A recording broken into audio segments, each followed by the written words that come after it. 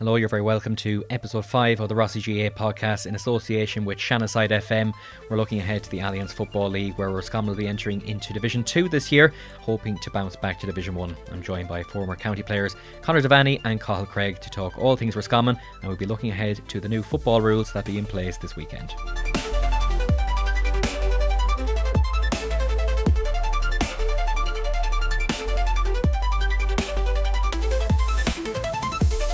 Okay, I'm joined in studio by Conor Devaney and Cathal Cregg to look ahead to Roscommon's Division 2 campaign. Lads, you're very welcome. We'll jump straight into it. Roscommon are familiar with Division 2. Both of you would have played in Division 2. I think the last 4 times Roscommon have been in Division 2, won it every time. Conor, is it expected again that Roscommon will be there or thereabouts come the end of this league campaign? Yeah, I think if you ask anyone, they're probably favourites again for going up. And if I'm looking at the teams that are in Division 2, starting off this weekend, I think it's likely they are going to beat Down, and it's going to go like that. They've forwards back this year. I think it's a stronger team, it's a stronger panel, there's more players fighting for positions. I think they'll start with a win this weekend, and I think they're deserving of their favourites tag. I think they will go back up again.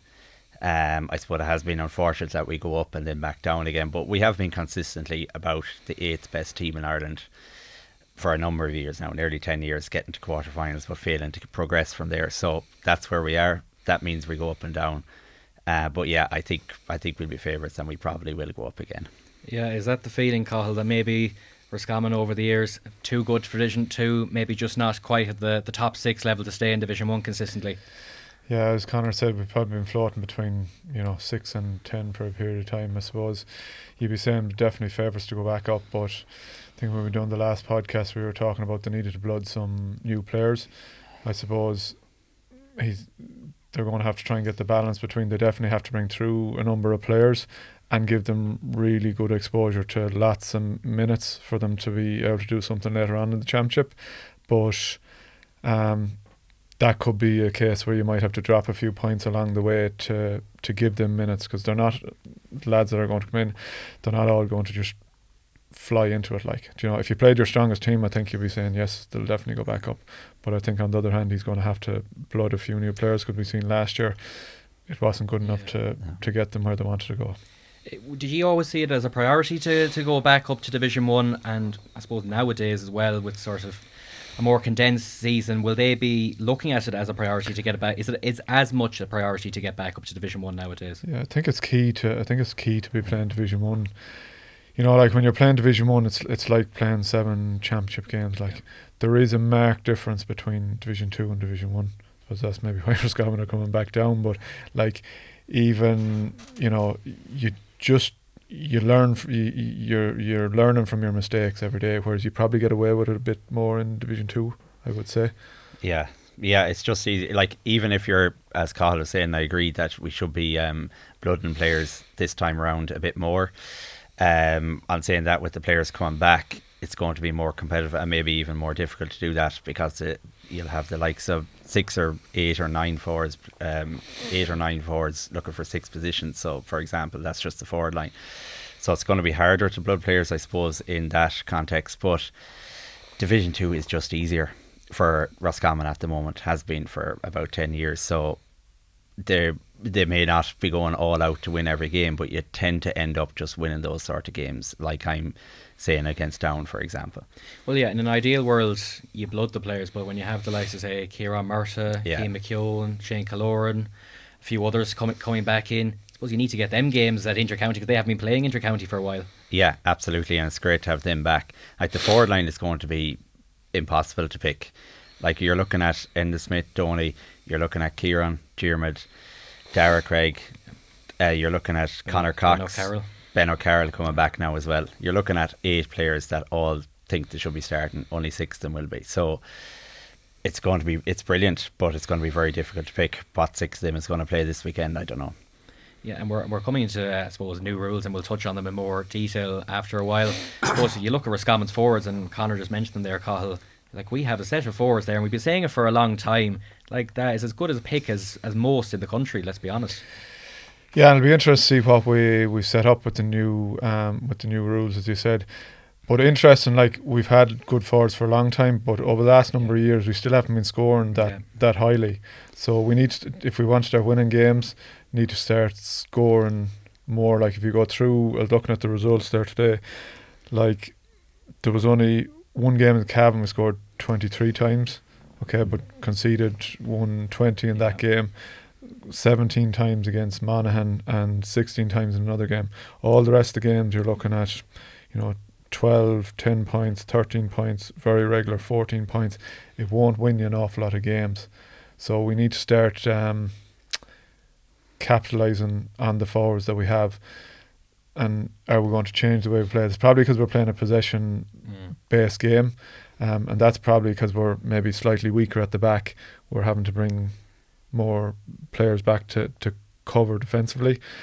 And it'll be interesting to see, the 3-up rule. Obviously we won't be able to bring everyone back, so Conor Carroll is out of the picture in his own half, so teams will be able to push up on Roscommon a bit more, so it'll be interesting to see what way that pans out. Yeah, on the flip side, I suppose the management might say, we've been playing Division 1 last year, and you go into the group stage, you're playing Dublin, Mayo.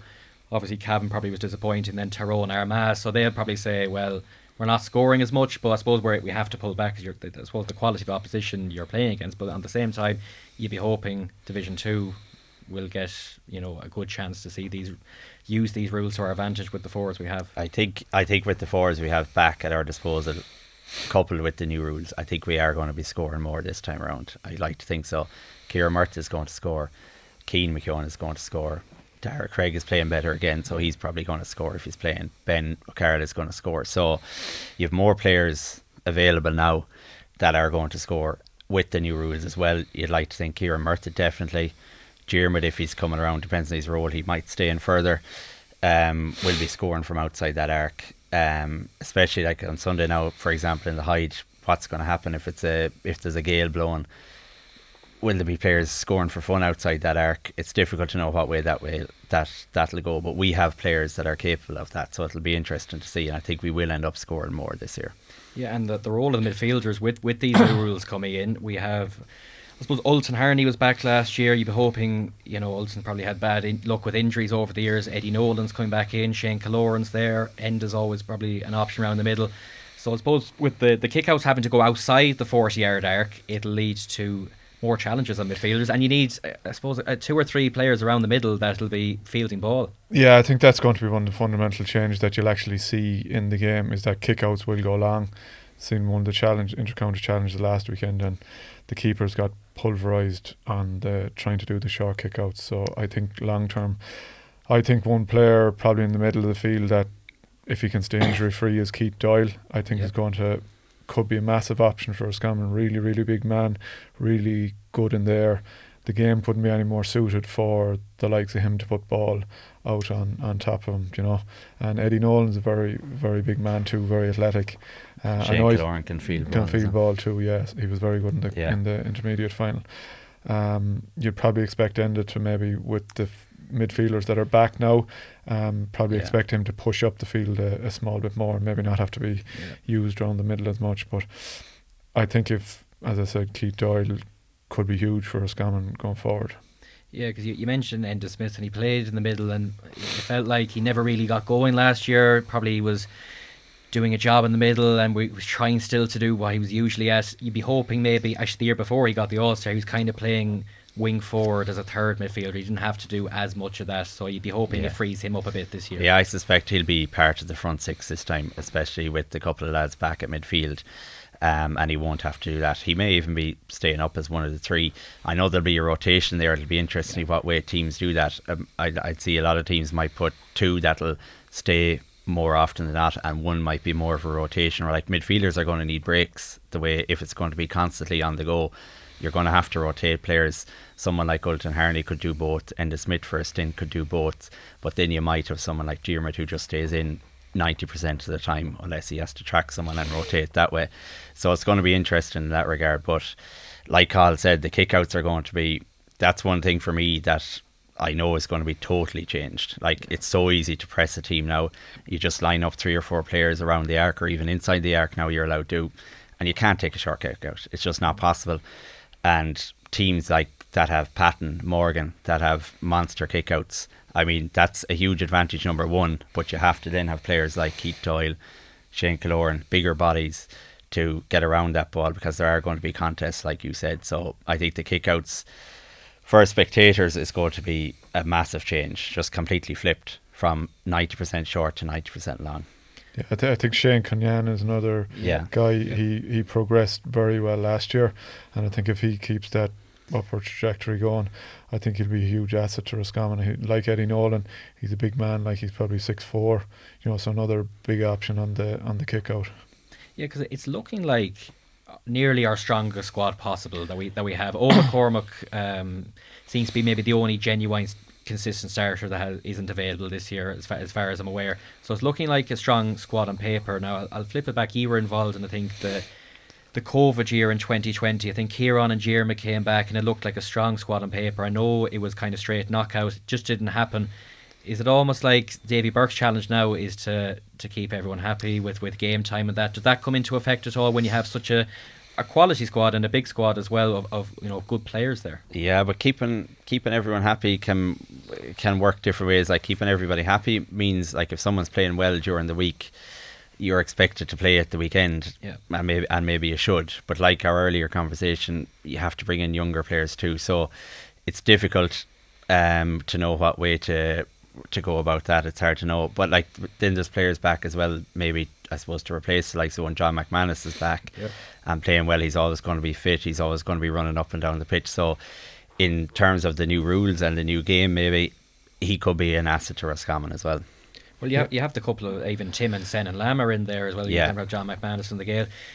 It's striking the balance. You want to get the likes of Kieran and Cian McKeown and game time, but at the same time you don't want to neglect giving a younger player an opportunity. And if he can even blood one or two in a league, it's successful in some ways. Yeah, I think the likes of John McManus and Tim Lam, I wouldn't be surprised if they get a good bit of game time. I've seen the two of them in the county semi-final.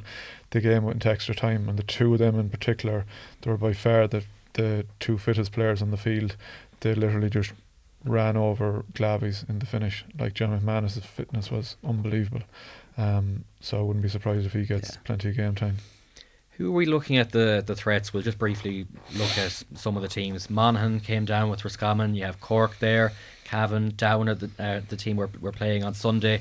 Louth could be one of those, I think, that could be in a top three, just to build on that momentum that they're building. Yeah, I think this weekend's game is very important to get points on the board, because you're going to Louth then, and you have Monaghan the week after. So they're probably your two toughest games. So you need to make sure that there's no complacency this weekend and get points on the board. Like, Louth are a good team the last couple of years. They've been consistently good forward, good attacking team, and the forwards that can score. And we know Monaghan they've a lot of good underage talent. They're probably not too dissimilar to Roscommon, but there's a conveyor belt of players coming through there all the time. So they'll be one of the big challengers.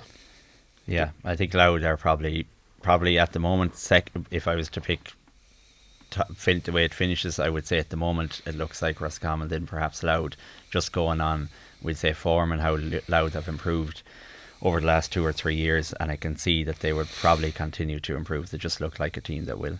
And is it important to get that win against Down? Because suddenly if you lose to Down, you're going to Louth away the following week.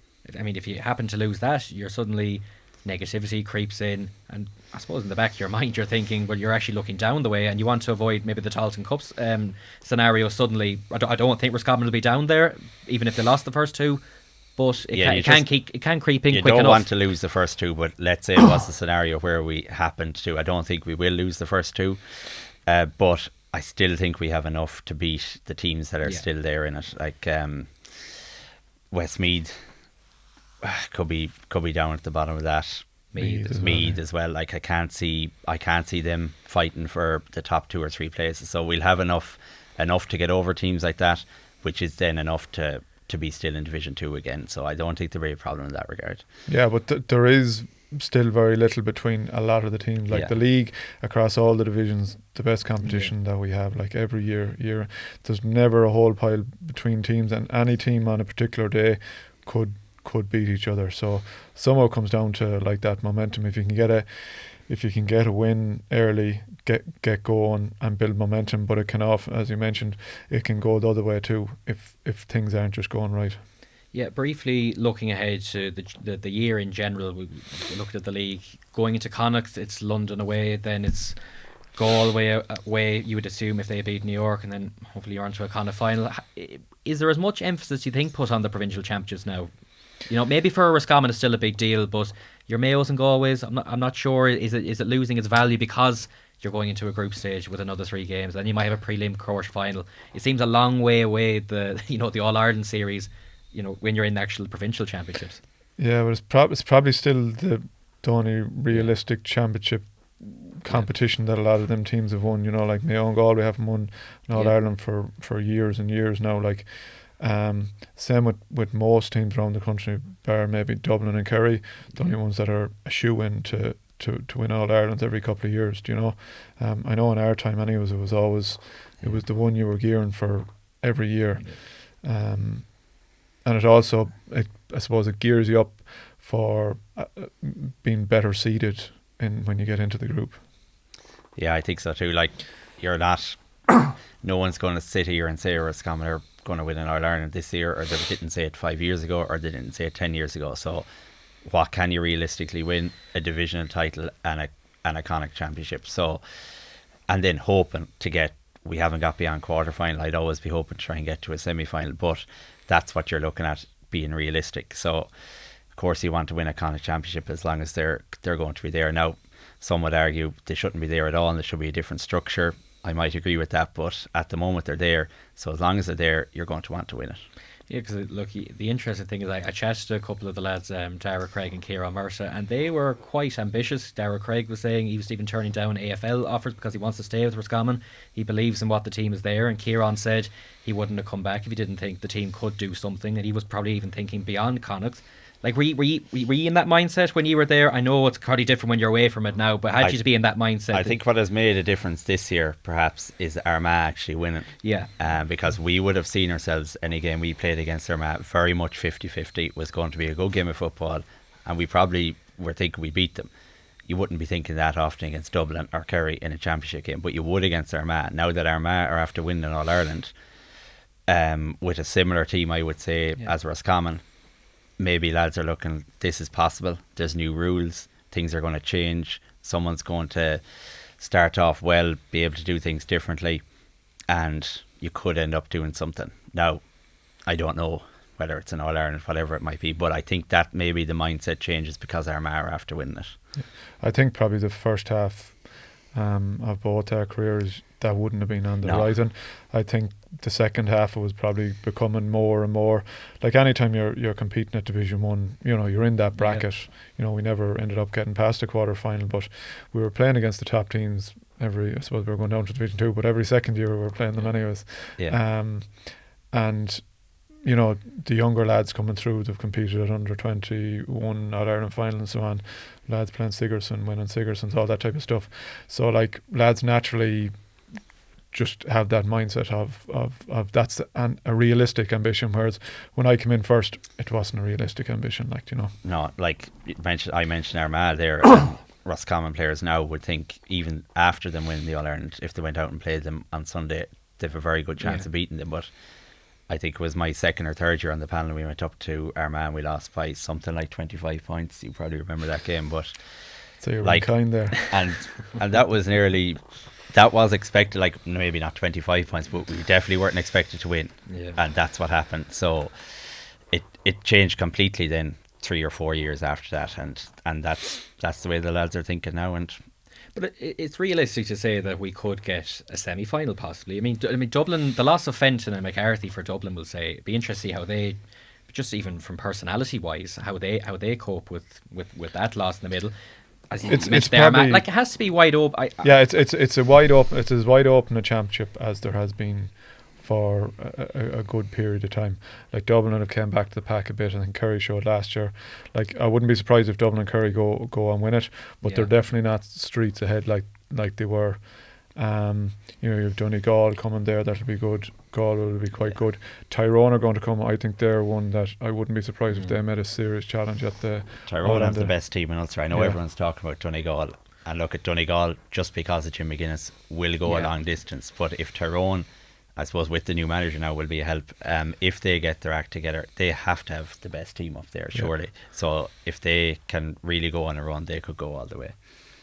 So touching on the new rules just a bit more, I'll ask you both, what is the rule you're looking at, I suppose, the most closely this weekend, you're looking forward to seeing, and maybe one that if you had a choice, you'd bin straight off? I don't know about binning, but there's the interesting one for me is the way the forward mark has changed, coupled with the 45 or whatever, is it 40 metre arc or 45? 40 metre arc. So 40 metre arc means players are going to fancy themselves to take shots the odd time, whether the manager instructs or not. Some players are going to, for example, Kieran Murtagh, and he's going to score sometimes and he's going to miss. What you're going to see, which hasn't been happening recently, is shots dropping short. Now, if you happen to have a big man inside and they happen to catch one of those balls dropping short, you've 15 seconds to take your opportunity, and if you miss or you can pass, you can do whatever you want, and then you still have your chance back again. So the first thing I think you're going to see is actually shots dropping short a lot that you haven't seen before from top teams. And then what's going to happen when that drop short, if someone catches it, you have almost a free shot. Well, you definitely have a score, and then it could be goal chances from that. So I think that's going to be interesting, the way teams deliberately do that, number one, or I would say more often than not by accident, when players who shouldn't be taking on these shots are looking for glory and go for this big shot and it drops short. I think that's going to be an interesting rule, and that advantage rule, how refs are going to do that, and it's going to be an interesting one. And maybe that's where the likes of Michael Murphy comes in. He could stand in there, those sort of shots dropping short, it could be mayhem in there. I don't think it's going to be a big change as everyone's talking about when it comes down to it. I've seen 2 inter-county challenges the last 2 weekends, and the biggest change is probably, instead of 14 or 15 behind the ball, it's 12 versus 12 a lot of the time back behind the ball. As I mentioned earlier, the kick-outs will be longer. I think the one thing I'm looking forward to is probably more attacking football. I think that when that 12 on 12 is back, when the team that turns over the ball, the counter attack is on, it's going to be 3 on 3. The team that can move the ball the fastest will get serious joy out of it. I think we'll probably see a lot more goals, and the advantage rule around the solo and go and handing the ball back, I think that'll cut out all the nonsense that we've been seeing the last couple of years. But again, all the gamesmanship stuff, that'll be just gone, and it'll be all attacking football, and I'm looking forward to that, because it's a while since we've seen that, particularly at inter-county level. It'll be very interesting to see how teams manage, and what teams manage, like the risk versus reward. Do you bring up, I think some teams will bring up the goalkeeper quite a lot. I think you'll see Roscommon do that to try and get a little advantage. But also, in saying that, like even if you do bring up the goalkeeper like that, that allows breathing space nearly to keep possession for a while. So I think you're still going to see some periods of extended possession, which is fine. If it's going to be all goal like that, you're going to need a break. Maybe that's a way of getting a break as well. It's not going to be completely mad, complete mayhem. Players are well able to manage games just the same as they always did. You can still get players back, you can still get players forward slowly. It's not going to be madness, but it is on the counter attack going to be quite different. And especially when you can't just, if you give away the ball, you can't just grab a player and hold on to him now, because there's a black card and a penalty brought forward as well, maybe if you delay it again. So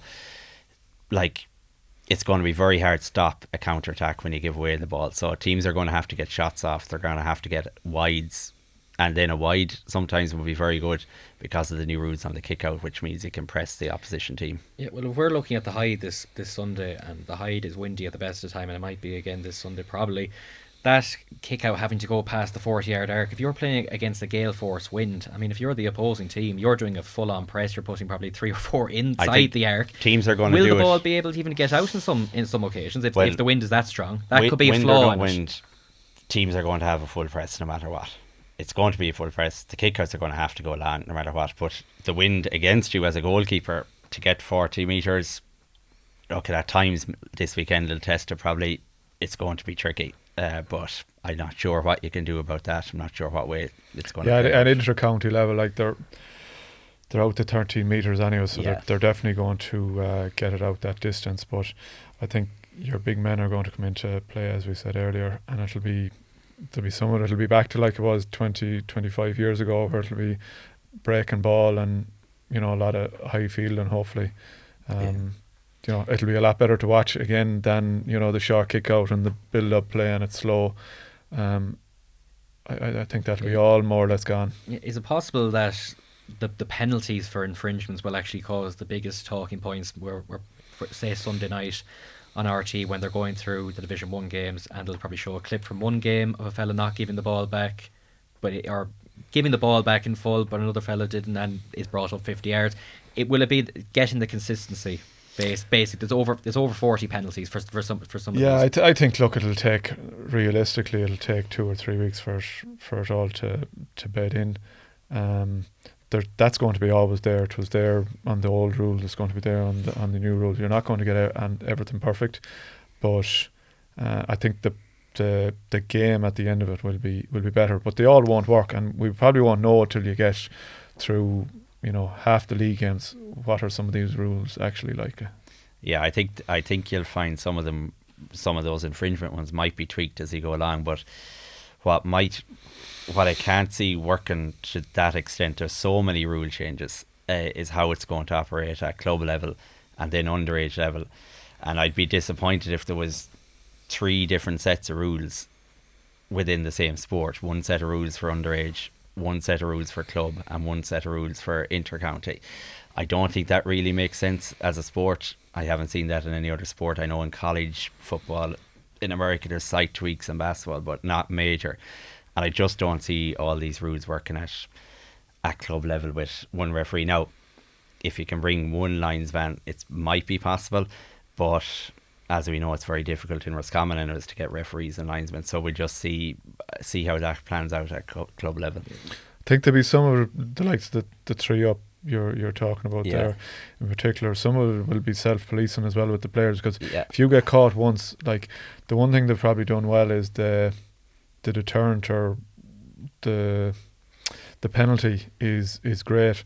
If you only get caught once in a game, it's a 13-metre free down the far side, and it's a point, like, you know. The flip side is, can a player talk to a referee now? Because I think it's only the captain that can talk. Only the captain. So if a player on the opposing team sees they only have 2 up and they shout at the referee, is that going to then result in them giving away a 50-yard penalty or a free right in front of the post? Yeah, but I think you'll see an awful lot less of that. Like the game I was at last weekend, there was one that was just brought into the 13-metre line, kick over the bar. There wasn't a word out of them after that. You're going to have to be careful with that, with the 3 back. But the other thing is, it can work out very much in your favour. Like, you'll find players maybe doing like a little rotation where one will go back to escape his marker, and then one can go forward as almost a free attacker joining the play. And if you can time those sort of movements right, you'll see teams trying things like that. Or if you were being well marshalled by a corner back inside to get away from him, you could nearly rotate out and come back in, delay your move and join the play again. You'll see little things like that happening a lot, I think, maybe this weekend and as time goes on. Yeah. Do you think that the lads inside the camp are looking forward to this? These new rules as a new challenge? I think they're going well generally. Yeah, I think from anyone I was talking to, they seem to be going well. Is anyone going bad though? The thing in GA I always hear there hasn't been enough of at this. It could be the time of the year as well, and only minimal amount of challenge games. I don't think the players have seen a lot of the scoring from outside the arc. They haven't seen a lot of what I was speaking about earlier, what goes on the inside 20 forward mark. They haven't seen a lot of that, and what they have seen is different teams doing trying to get the extra man or not. So bringing the keeper up or not bringing the keeper up at times is a kind of a big decision teams have to make. So I'd be surprised if lads don't enjoy playing it. It's more free, open football. Anyone who wants to play football. It's not going out flat out defending and back and possession, which the game had turned into. I know for myself, you'd sooner play an open game of football than a slog of 15 behind the ball, up the other side 15 behind the ball. Well, I say a forward is really looking forward to this. Maybe a defender. they're a lot more exposed, say, on that 3-on-3, that if it is kicked in quickly, suddenly you have to, the real, like the proper good defenders, you think, will actually stand out even more this year. Yeah, and yeah, they will, and they'll have to stand up as well and be counted, because if you're like I was saying, if you were to bring up a keeper and you lose the ball, like it's a panic. Teams are going to be gone, and it's a panic, and you can't do the drag down or the little pull of the jersey. So you're going to have to have very good defenders 1-on-1, and you're going to have to have a plan to cover the goals. You're going to have to, now teams can still sit back. You don't have to bring everyone forward like before. You can still sit back, and you will still have teams that won't just have the 3 back, but there is going to be a bit of chaos on the counter attack if you give away the ball, no matter what way it plays. Yeah, which is good. Yeah, and the forward inside is going to have to really be able to win their own ball. Yeah, I don't think you're going to have to be able to have a forward inside as a passenger. I've just seen the 2 games now myself, but from all 4 teams, it looked like there wasn't much synergy between the forwards inside. It was like they hadn't been used to playing with that many up top. Yeah. It was like nearly a lot of individual stuff of the better forwards, winning the ball and maybe taking it on, but they weren't kind of working. Now maybe that was just the teams I seen playing, but it probably would stand to reason, because a lot of them were probably playing on their own up top a lot the last couple of years.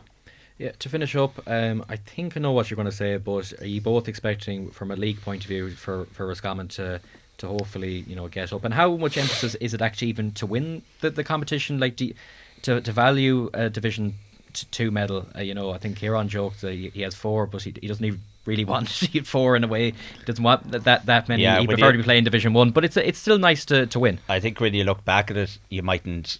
It's nearly like when you look back at it, and like him, does he really care that much that he has 4 divisions? I don't know, but if you happen to be in the top 2 finishing and you go to Croke Park, you want to win that game. That's the thing about it, and you want to probably lift the cup. So you are going up there to win that game. So you're not thinking of maybe winning the league, like you're playing down this weekend. You want to get points. You're not thinking of winning the league. But when you get to that point, which I think Roscommon probably will, then you are going up to Croke Park to win the game, and that's the way it is.